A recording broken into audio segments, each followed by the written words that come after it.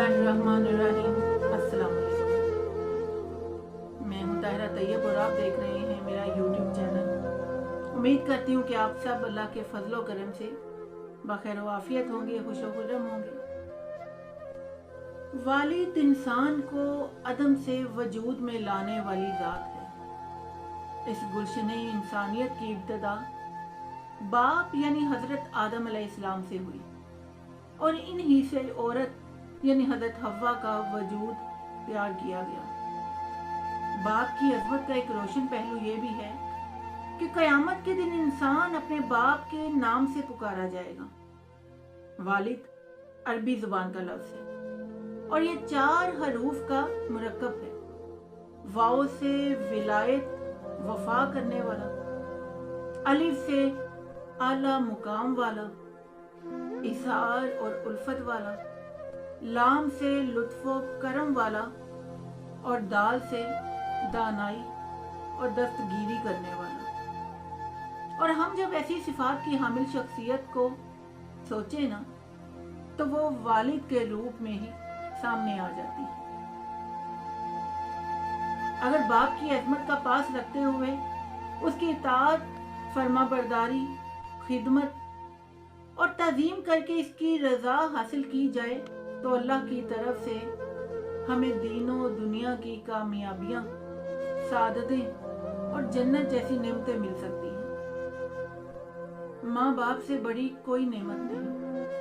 अगर किसी को ये नेमत हासिल है और वो उनकी हिम्मत और इताअत कर रहा है तो बड़ा सादतमंद है, बल्कि अल्लाह का महबूब है। अल्लाह जिसे पसंद करता है उसे ही ये सादत देता है।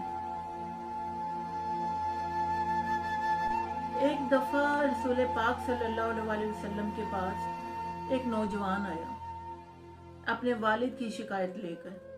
कहने लगा कि या रसूलल्लाह सल्लल्लाहु अलैहि वसल्लम, मेरा बाप जब चाहे मेरे माल में से ले लेता है। आप सल्लल्लाहु अलैहि वसल्लम ने शिकायत सुनी और उसके बाप को तलब किया।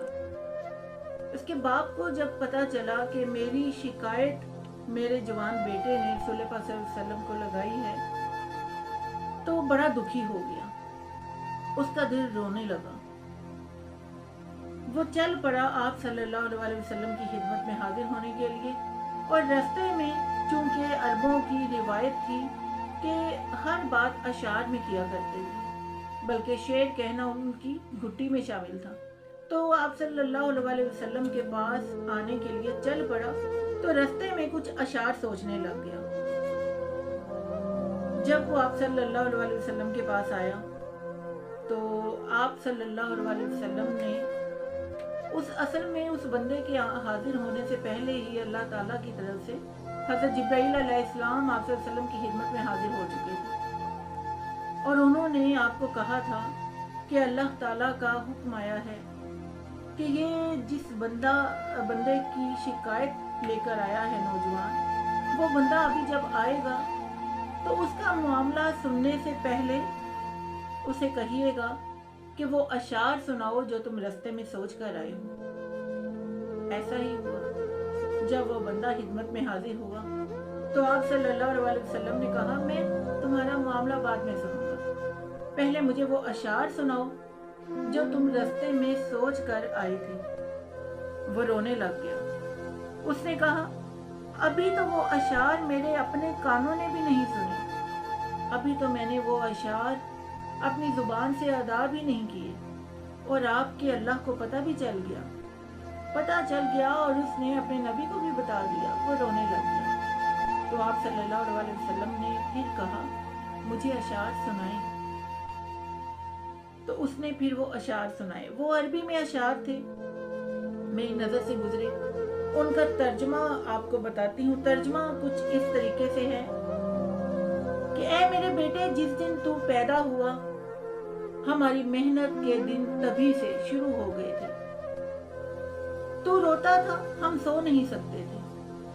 तू नहीं खाता तो हम खा नहीं सकते थे। तू बीमार हो जाता तो तुझे लिए तबीब पास मारे मारे फिरते कि कहीं तुझे कुछ हो ना जाए। गर्मी से बचाने के लिए मैंने दिन रात काम किया कि मेरे बेटे को ठंडी छांव मिले। ठंड से बचाने के लिए मैंने पत्थर तोड़े, तगारियां उठाई कि मेरे बच्चे को गर्मी मिल जाए। जो कमाया तेरे लिए, जो बचाया तेरे लिए, तेरी जवानी के हाथ देखने के लिए मैंने दिन रात इतनी मेहनत की कि अब मेरी हड्डियां तक कमजोर हो गई हैं और तू जवान हो गया है। फिर मुझ पर खिजा ने डेरे डाल लिए, लेकिन तुझ पर बहार आ गई। मैं झुक गया, तू सीधा हो गया। अब मेरी ख्वाहिश और उम्मीद पूरी हो गई कि अब तू हरा भरा हो गया। चलो, सोचा कि अब जिंदगी की आखिरी सांसें तेरी छांव में बैठकर गुजारूंगा, तेरे साथ वक्त गुजारूंगा। मगर ये क्या, जवानी आते ही तेरे तेवर बदल गए, तेरी आंखें माथे पर चढ़ गई। तू ऐसे बात करता है कि मेरा कलेजा फाड़ के रख देता है। तू ऐसे बात करता है कि कोई गुलाम से भी ऐसे बात नहीं करता। फिर मैंने कहा, अपनी जिंदगी की सारी मेहनत को मैं झुठलाता हूँ कि मैं तेरा बाप ही नहीं, नौकर हूँ तेरा। तो नौकर को भी तो एक वक्त की रोटी दे ही देता है ना कोई। तो तू मुझे नौकर समझ के ही रोटी दे दिया कर।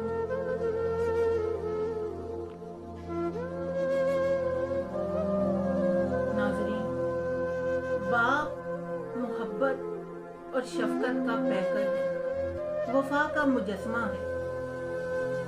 बाप एक ऐसे दरख्त की मानिंद है जो सारी जिंदगी कड़ी धूप में जलता है, मुश्किलें सहता है, मुसीबतें बर्दाश्त करता है, लेकिन अपनी औलाद को गर्म हवा नहीं लगने देता। हर परेशानी वो अपनी जात पर ले लेता है, हर बोझ वो अपने कंधों पर उठा लेता है, लेकिन अपनी औलाद को हमेशा ठंडी हवाएं देता है, किसी परेशानी में नहीं पड़ने देता।